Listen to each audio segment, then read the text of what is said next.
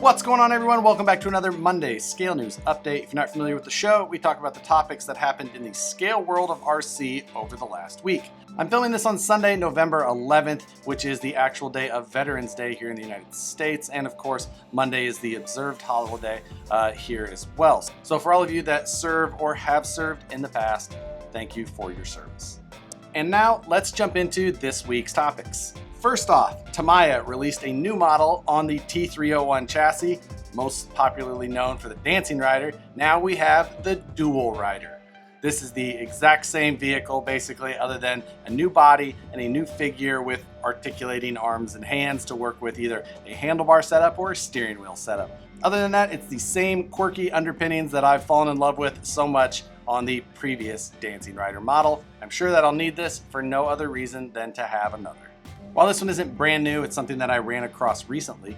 Club 5 Racing has released a Rocklight kit for the Vanquish VS410 that has 8 total Rocklight pods, the hardware needed, and then the mounting templates, things like that. However, it's a very basic light kit and it would work, I think, for a ton of different applications. And for only 20 bucks with the build that it has, plugs right into your receiver and the lights are decently bright. So definitely worth checking out if you need just a simple Rocklight setup that isn't too hard on the wallet. I'll put a link to their website in the description below.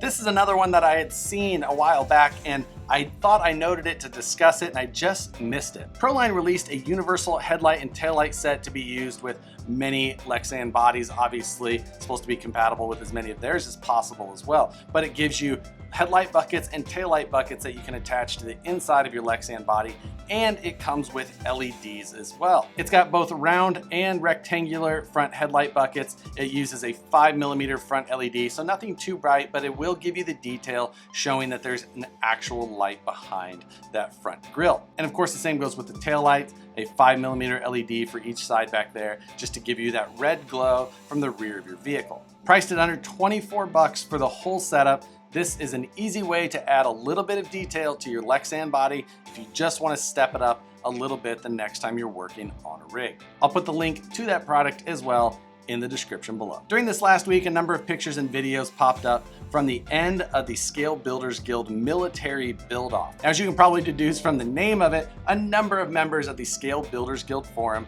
were in a competition to build the best military vehicle. These are scratch-built rigs from nothing to amazing creations at the end. Right now is the judging phase where 3 judges kind of go in and pick apart each of these and score them on different categories to come up with the winner. I saw pictures and videos of these rigs start to pop up now that the build off is complete and they're in the finished stages, and just they're amazing creations. Pardon my noobs, military Jeep ambulance and Westmade's pattern truck were a couple of my favorites. The nice thing is that there's full detailed build threads on each of these rigs, so you can really get in there and see what went into hand making all of the applicants. Definitely worth your time if you're looking to do a little bit of reading or watching the videos that they posted, things like that. Some awesome craftsmanship. Go check it out. I'll put a link to the thread on the Scale Builders Guild where it's got all of the builds put into one spot, so you can click on each of the links, go to and follow through each of their builds individually. Definitely, again, worth your time to go visit this page. But that covers most of this week's news topics. Let's jump into some questions before we round out this video. First question says, what hard body would you put on the SCX-10-2 Builders Kit? I actually just completed my SCX-10-2 Builders Kit this weekend. If I was gonna put a hard body on it, I think I'd go with that new JS scale Range Rover Classic. There's just something about it. It's a nice detailed body. It's new, and it's got that new body appeal. So if I was going to pick one right now, that would probably be the route I would go. Next question says, ever mess with linking a TF2 since you don't like leaf springs? I have never converted a TF2 to a 4-link. I've had a couple of TF2s over the years, and that was always going to be my plan. And then at the same time, I just decided to sell off my TF2s. If I was going to keep one for the long run, it would definitely be the route I would go. Currently, I've got that Cross GC4 military style truck that runs on leaf springs all around. In the end, if I end up keeping that one, I may have to convert that over to a linked truck. So who knows? We'll see. This question says, do you think there will be an Axial Fest next year? I hope so. I know that they said they were going to go through with it last year, and I think that Horizon, now Axial, will want to move forward with it, but at the same time I know Cisco Grove is under major construction right now since it was purchased and being converted over to a KOA. I hope that it is at a state where they have it open during next summer where that can then happen. I don't know any of the details about it at this point. I guess just sit back, cross my fingers, and hope the stars align and that we get to have that amazing event again. But I will for sure be making the trip back down to Proline by the Fire this coming year, because that was an amazing event last year and I think it'll be bigger this year yet. So if you're going to make a trip out to California and we're unsure about Axial Fest at the time, make sure and look up the dates for next year's Proline by the Fire. I don't know that they've been announced yet, but keep an eye on it. A worthwhile event, an amazing location, and just a good time. So put that on your calendars, or put that as something to look for putting on your calendars in the future. Next build off, question mark? It's coming soon. It's decided. We've got the vehicles in hand. We're hammering out a few of the rules, and then we just have to work on timelines. I might have a little bit of a wrench in the equation here in the next week or two, but after that, we'll see how everything works out, and we'll definitely be getting to that very soon. I'm excited for the next one. I don't know when exactly we'll announce it. Probably, I don't think we announced the actual goal of the last one until the first video, so I'm guessing we'll stay with that same equation this time. This question says, if you had the choice to get any true basher on the RC market, which one would it be?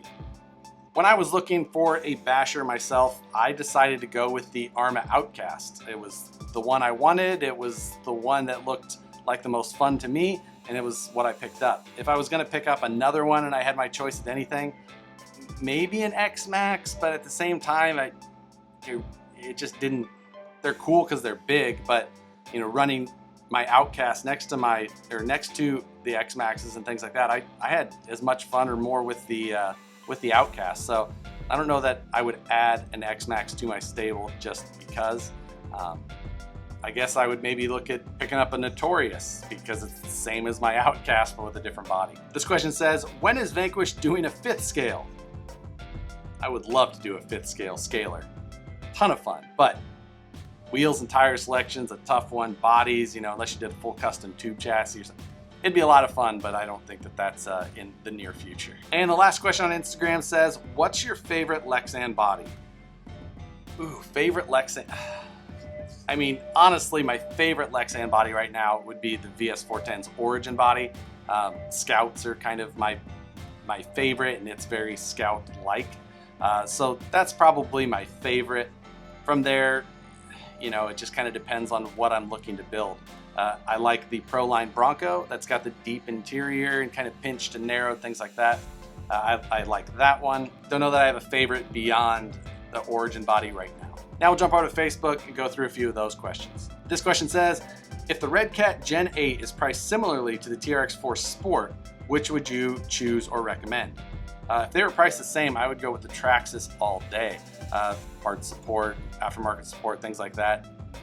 If they're priced the same, I see no reason not to pick up the Traxxas. Just based on past track record of quality, there's no doubt I would trust the TRX4 Sport over any Red Cat. This question says, I know you hate Red Cat, but what do you think of the newly designed Gen 8? I don't hate Red Cat. I didn't like the Gen 7 for me. I didn't think it fit anything that I would personally recommend, or really I didn't care for the design, of course, being that it was old school axles and flat rail chassis. The new one, it has potential if it's done well.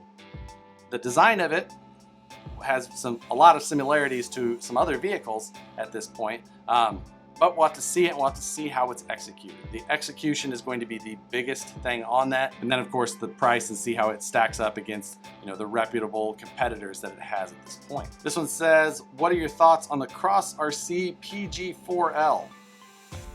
Cross really needs to get a better naming scheme. I don't know what that, well, I can't answer that, but SG4C, and GC4, and BC8s, and that.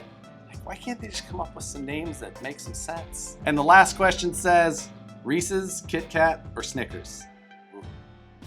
That's probably one of the more difficult questions. If I'm at a register and those three are sitting there, I'm probably grabbing a Snickers.